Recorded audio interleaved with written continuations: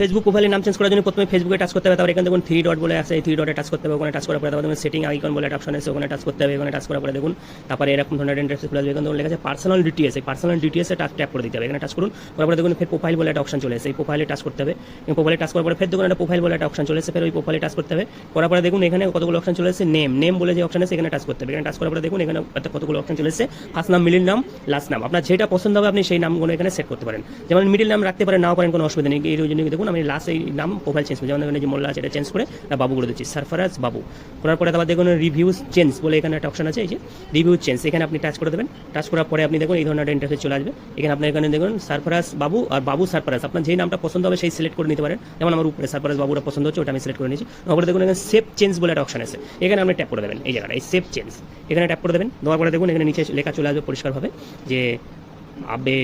Facebook নাম update successfully, দেখুন এই ধরনের এই উপরে নাম চলে